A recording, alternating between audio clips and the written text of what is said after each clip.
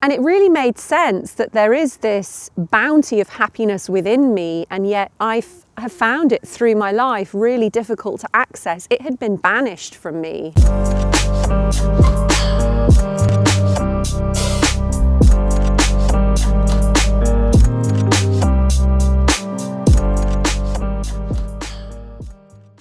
A day in the life of a life coach, but not at my desk. I don't spend my whole working week at my desk with clients, and that, to be honest, that's been a really important development in my business, to grab one day a week, which is Friday, where I spend that time either working on my business or doing creative stuff. It might be that I'm working on a writing project, but today I want to give you a behind the scenes of when I really step in and do my own personal work.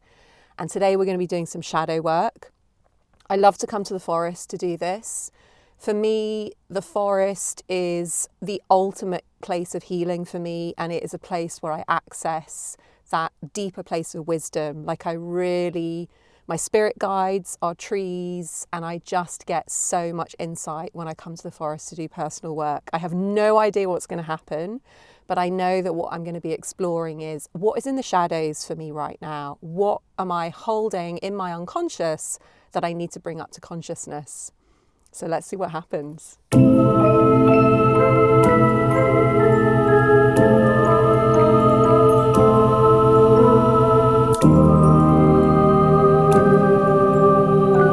So as I am making my way to the tree that I know I'm going to do my really beautiful shadow work, I'm chatting with my cameraman, and he says, "Oh, hey Gabs, would you, just out of curiosity, would you climb up that tree?"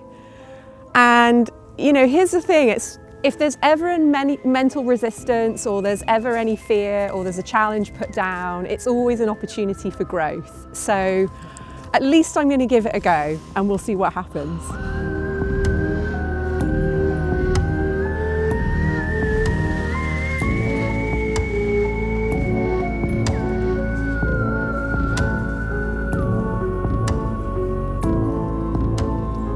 Oh, that bit's scary where the bark has gone. Oh, my heart is absolutely pounding. Fuck me. That bit where the bark has just gone, just like it totally freaked me out. Like it really just made me wobble. And yeah, it was like everything was fine until then. So now I've got to turn around and go back. I feel like one of those cats that gets stuck in a tree. Like once I get past the bark, I'm not sure if I'm going to be able to stand up again though. Fuck. Okay. I can hear my own heart beating.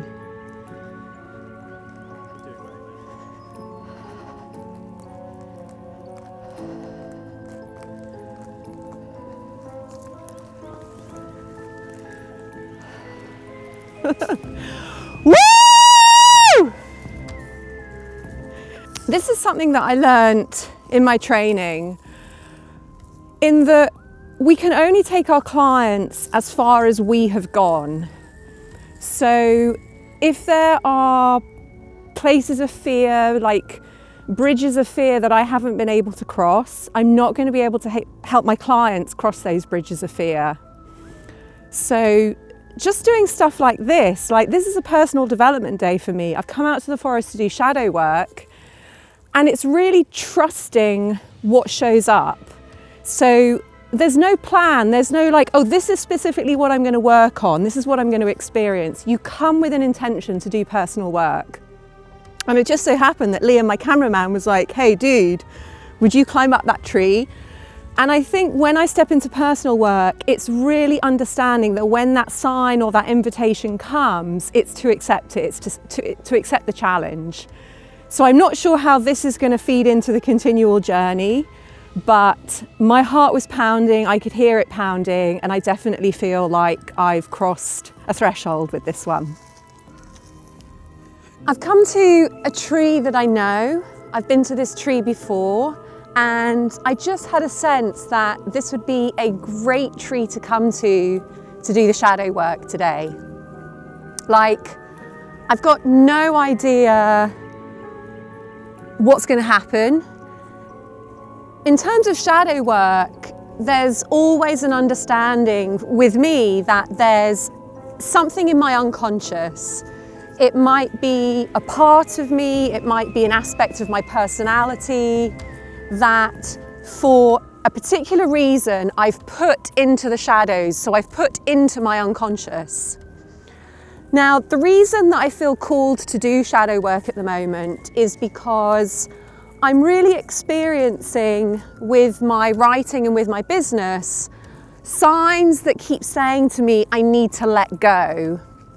So whenever I find myself really holding on to something, that's always a sign that my ego is working overtime. And if my ego is working overtime, what that usually means is that the other side of my ego, the true self, is in the shadows. So I've come today to one of the trees that I know. She is the tree goddess. She is absolutely the embodiment of the divine feminine.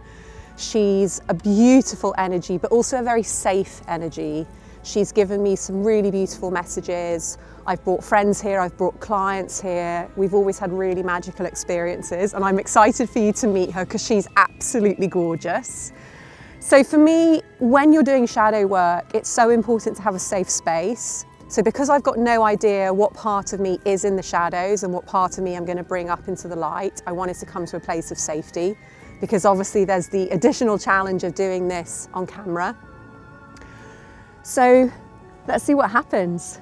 Let's go meet her.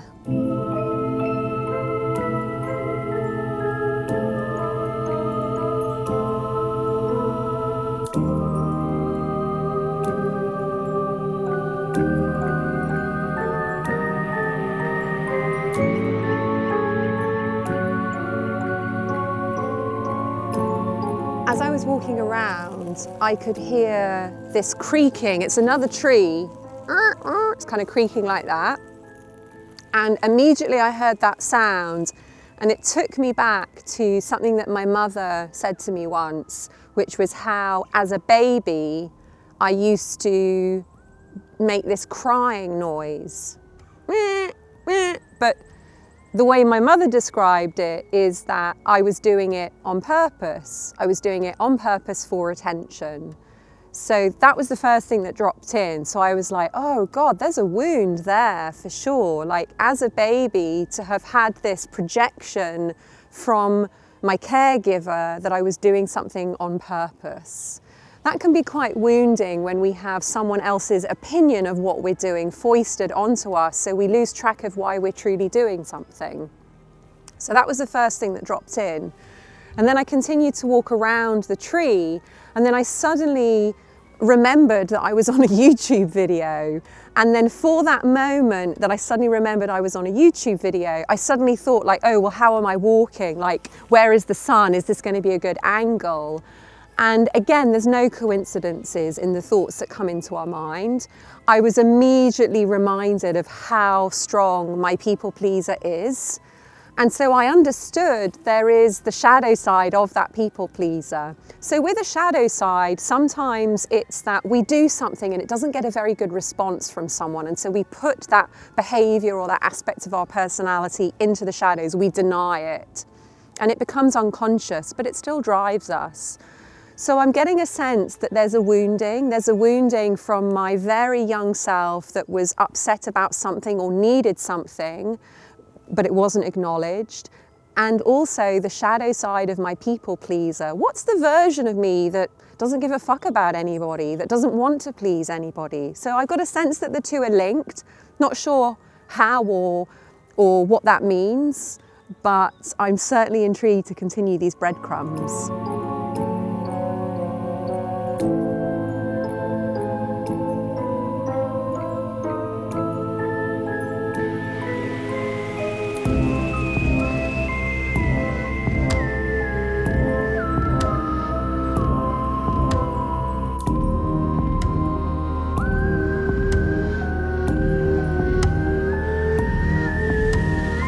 what I'm feeling called to do is a shamanic practice that I have where we do a journey in our mind, and we journey into the mother tree to find the source of a wound. So because I get a sense that there's a wound here, what I'm going to do is I'm going to journey to find that wound and to find the lesson. And I think what's going to happen is I'm going to uncover that aspect of myself, that shadow side of the people pleaser. Like I'm getting lots of really interesting signs.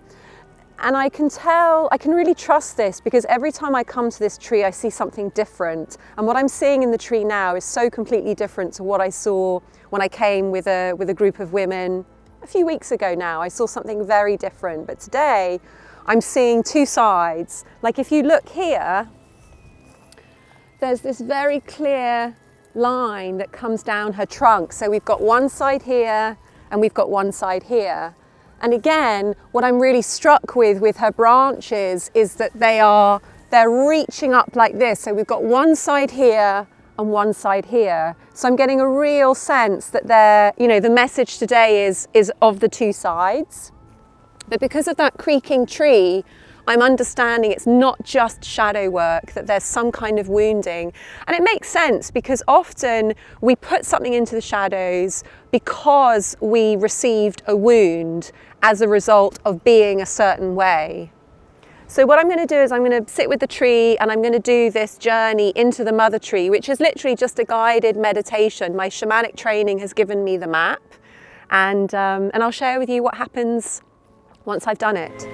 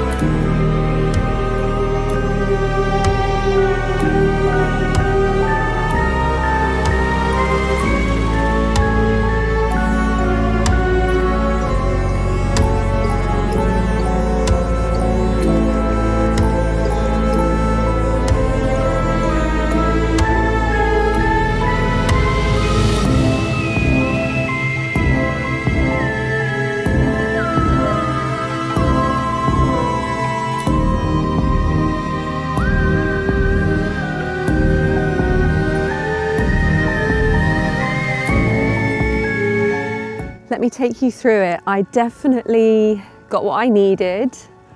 I definitely saw some really, really powerful things that make so much sense. I followed the map, so my shamanic training gives me a visualization map. So it's a route that I take in my mind, which is a specific route for a specific piece of personal work. There's a moment in the map where you cross a river and you go through the river to wash yourself. And the reason that you do that is to come to the place where you are to gather insights or messages. You want to be clean when you come there. So really interestingly, when I got to the river, usually, and all the times that I've done this journey, I've been alone in the river. But this time there were several other women and they were washing me in the river. And the feeling was so loving, it was so tender. And also I really experienced within myself this surrender to such care. And I thought, oh yeah, this is interesting. Do I feel this level of surrender when people do things for me? So I really understood that was a part of me that was already being returned, which was a part that is comfortable with being cared for, with being loved, with having something done for me. So these women were washing me It was such a beautiful act, and I was so grateful, and it was lovely to receive their love. And they came with me to the next part of the map as we walked through a garden, and beyond the garden is a forest, and in the forest is where you go to see your wound. And they were ushering me into the forest. And again, I saw the forest in a way that I've never seen it before. It was dark, it looked really menacing, and I really understood that this was an illustration of something frightening, although I didn't feel fear. So I walked into the forest, and when I asked to see my wound, what I saw was a clearing in the forest, and there was a baby in the clearing. And immediately I was like, oh, right, you know, this baby's been abandoned. Like, that makes sense. I wasn't abandoned as a baby, but I certainly know from things that my mother has told me that a lot was withheld from her. I'm very fond of my mother. I've healed a lot of that. There's no resentment there. But something didn't quite feel right. And when I got closer to the baby, I realised the baby was not in distress at all. The baby was lying alone in this clearing, but it was so blissfully happy. And I was really struck by this. So the menacing forest was all around, and this baby was just blissful in its happiness.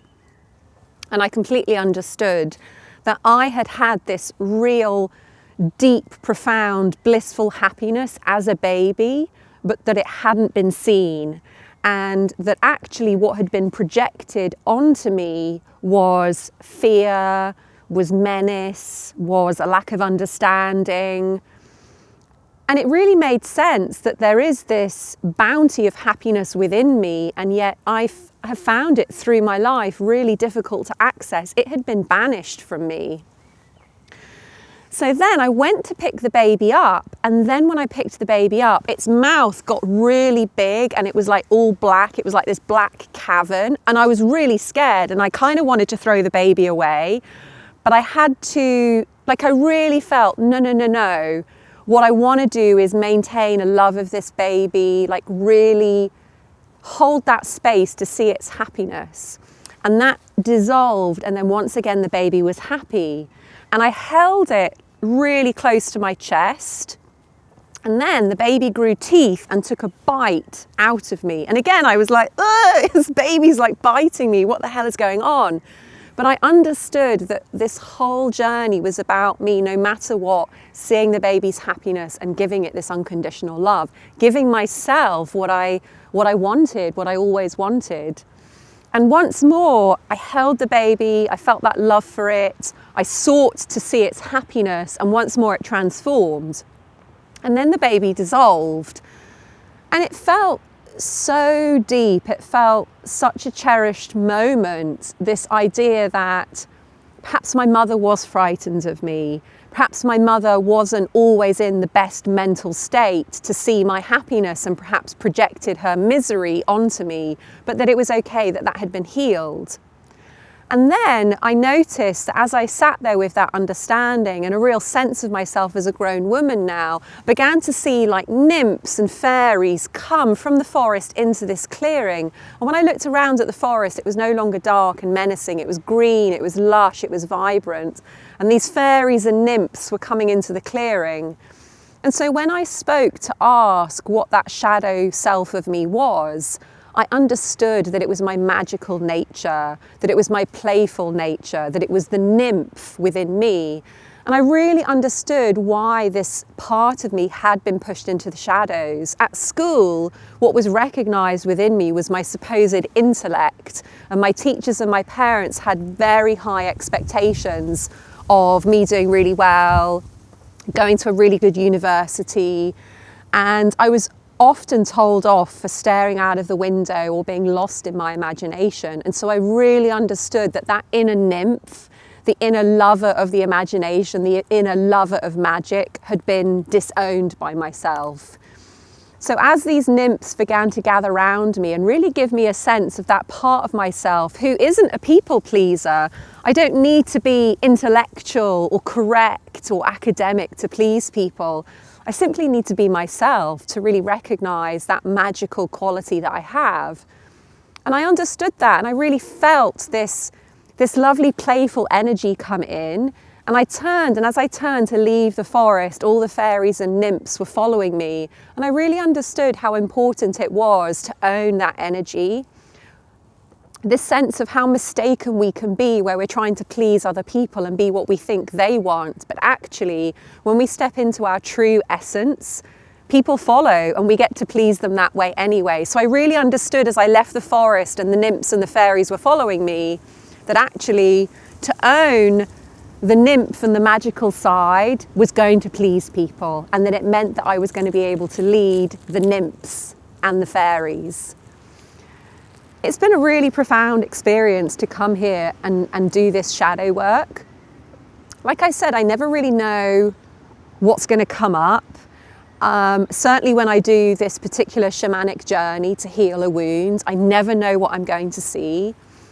And it's always the experience I have at the end of it of like, oh my God, that makes sense. But it's not something that you could have just figured out with your mind. Like, that's for me why I love these beautiful spiritual tools that I know.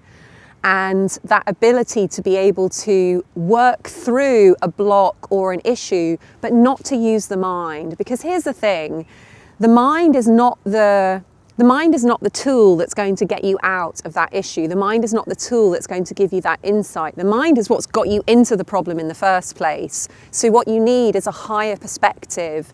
And for me, coming to the forest, I get that higher perspective. I get reminded of like a parallel universe, a world that exists beyond society, beyond the conditioned mind. This really, truly is such a magical space. My friend, what are you getting from this video? Dearest creative soul, I would love to hear from you. Have you heard anything that I've said that's resonated? Has something begun to unlock within you?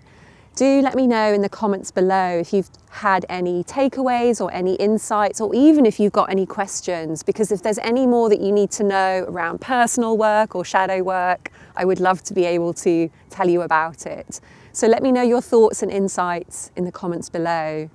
Again, it has been such an honor to give you this little window into this very, very special part of my own spiritual practice, and to share how powerful and profound these spiritual tools can be. I really look forward to seeing you in the next video and getting to share more with you. So much love. Take care.